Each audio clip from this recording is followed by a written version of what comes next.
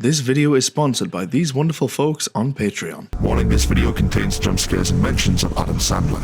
Viewer discretion may be advised. There are two genres in cinema that are arguably the most subjective of all of them, and that is comedy and horror. Some people love Adam Sandler, and other people are wrong. What scares one person isn't always going to scare everybody. Allow me to demonstrate.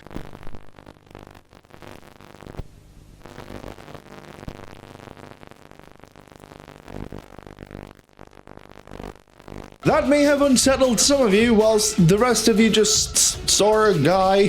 Horror movies can be some of the most immersive and emotional films out there, but my god, if they don't miss sometimes. But why? What even is scary? Is there a super secret science behind making people fill their pants with fear sauce? That's poo. What works, what doesn't, and why? But first, it is spooky month, so do tell me what your favorite horror movies are in the comments below, or you could just comment egg again.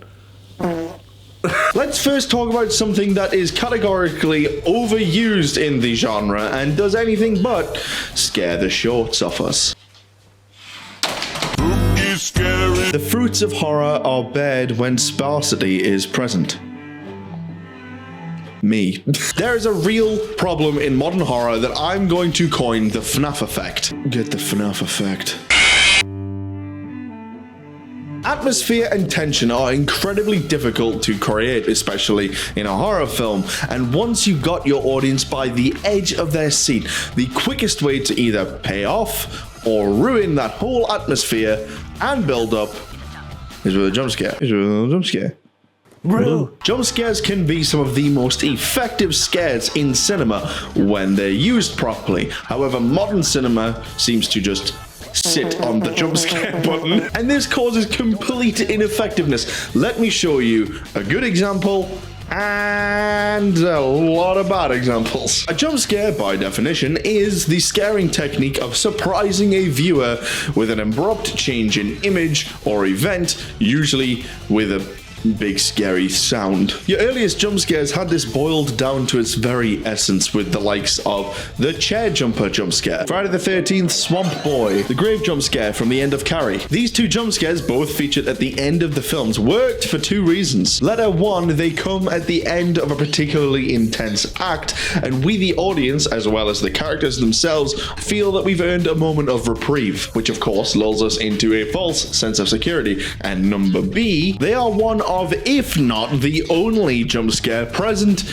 in the entire runtime. Longlegs had an amazing jump scare which is earned and doesn't feel like it comes out of nowhere when Harker is investigating her old home residence. She's looking through some old photos, discovers the one of Longlegs, and we get this horrendous jarring image, which I'm not joking, I mean, it didn't give me that much. Of course, these scares also work because of the talent in the filmmaking, but shh, I'm gonna get onto that. So how come they don't work all the time? And I mean all the time. The Nun 2018. 2018's The Nun is a shining example of getting lost in the loud and stupid sauce. There is a scene where our protagonist is wandering around the abbey at night with nothing but a candle. Another trope I hate. Why wouldn't you just turn a light on?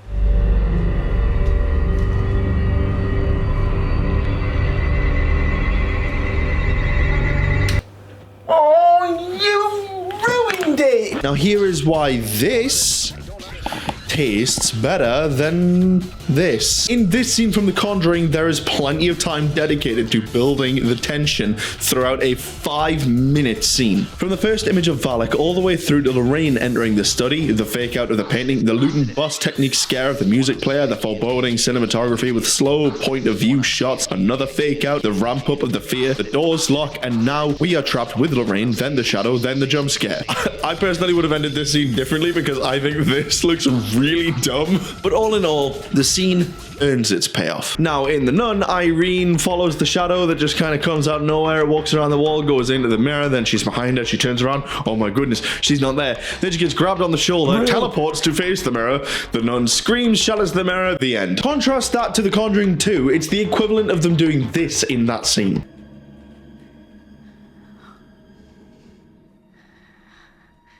Hello. But how many is too many? 2, 4, 5, 14? The nun has 14. Jump scares are like little treats that you might give yourself now and then. Maybe a cheeky takeaway or a cheeky chocolate bar. They are really nice infrequently. Who wants to eat McDonald's every day? When it comes to crafting effective horror moments in recent horror movies, you need look no further than the likes of Hereditary and Midsommar, both directed by Ari Aster. Hereditary creates some incredible horror with its visual storytelling. Midsommar does what many would call the impossible and creates fear during the day. And when what you're seeing is inspiring how you feel, what do you think's important? Is visual storytelling. There are, of course, some very obvious filmmaking techniques that you will notice when a movie is playing out, and some that you probably don't notice as much. Something far more subliminal than something like dialogue or sound. Let's look at another scene from Longlegs. Last time I'm going to use this as an example, I promise. The way this scene is filmed is perfect for showing who is dominant in this scene and who is not. Longlegs is often filmed front and center and large in the frame, which in arty-farty terms means he's confrontational and dominant in the scene. Conversely, here is the size of Harker. She is framed incredibly small to diminish her power in the room. Oftentimes, this kind of shot is called the hero shot. It's usually used to make a hero look big and powerful, but instead in this framing, Harker is really small, which gives us the inverse effect. This all culminates in us, the audience, feeling so very uneasy when presented with Longlegs, putting us as an audience into Harker's position. I absolutely love talking about this shit, man. Using the frame to hide things that we notice when it's too late. Using the background to show us things that maybe even the character doesn't see. Camera moves that reveal things that we didn't see before are all incredible when implemented properly because it drives home the feeling that there is someone behind you. Look behind you. Gotcha. Scared you. Writing is half of the battle-ish, sort of, maybe arguably, to make a compelling film, and obviously horror is no exception. It's the writing's job to Set up characters that we root for and care about. Set up a terrifying evil that our heroes need to defeat. Establish a world that we can believe in. Work to the 3-act structure with good pace, escalation, and tension, and stakes. Wow, that all sounds incredibly easy, doesn't it? Stephen, how are you getting on with the non-script? He only started it yesterday. Everything from the characters' actions to the way they speak all comes from this. Or this. Or honestly, probably sometimes this. So knowing that all of that is what brings together a compelling and immersive story, why is it that we still end up with all of this?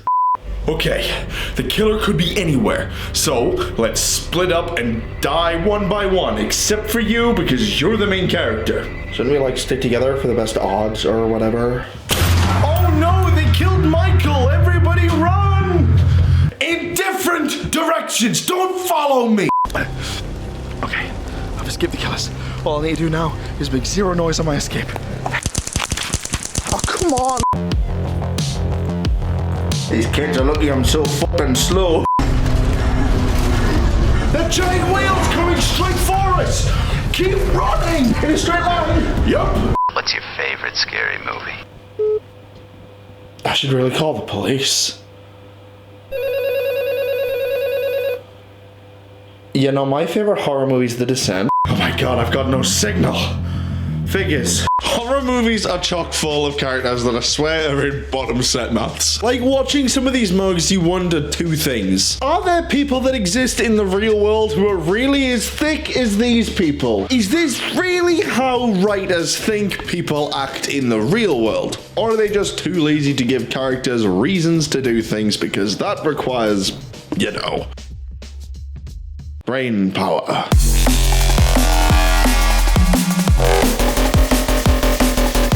A believable story comes with believable writing and believable characters with believable actions. That's what I'm saying. In the movie The Thing by John Carpenter, the actions of the characters are all justified because of the element of fear that is perpetuated through the whole movie. Thanks to some incredibly talented writing, we have some of the most petrifying stories ever put to film. Would you rather? Get Out, Train to Busan, The Invisible Man, When Evil Lurks, A Fly, The Cabin in the Woods. Writing a suspenseful scene is incredibly hard, but bringing that suspense to life is doubly as hard. And that is where the cinematography comes in. It Follows is a shining example of how to do framing in horror right, to build tension and Titan buttholes. It Follows is about an entity that only the person being chased by it can see. Thus, the actions that happen around the entity feel like normal day life. So the cinematography in It Follows is using the entire frame to potentially hide the entity within the frame. Is this the monster? Is this the monster? What about well, I mean, probably yeah. And the converse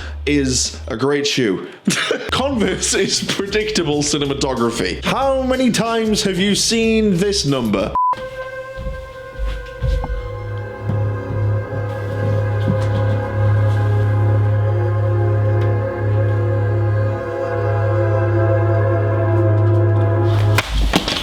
Stephen, have you finished that non-script yet? You can't sneak up on me like that. Movies that get funky with their camera moves can create some of the stinkiest horror movie moments that you've ever seen. Paranormal Activity challenging the panning camera with its weird fan. Ouija 2's tilt pan. The push zoom in The Exorcist 3. In fact, that last one is a prime example of excellent cinematography because look at this. It is just one long shot. Nothing over the top is happening. In fact, it seems almost completely mundane. This nurse locks the door tight, turns around, and then suddenly we get this insanely great scare. Incredible tension with an incredible payoff. A marrying of writing, cinematography, and performance. So what makes a big spooky? Well, hopefully you kind of get some things now. It's kind of all I've been talking about. But what about a video game? Well, that is what we are going to be looking at on our next video. So join me then, but until then, please do let me know what you think is categorically the worst horror movie or horror movie moment in the comments below. Or, you know, just comment egg again. God knows so many of you did.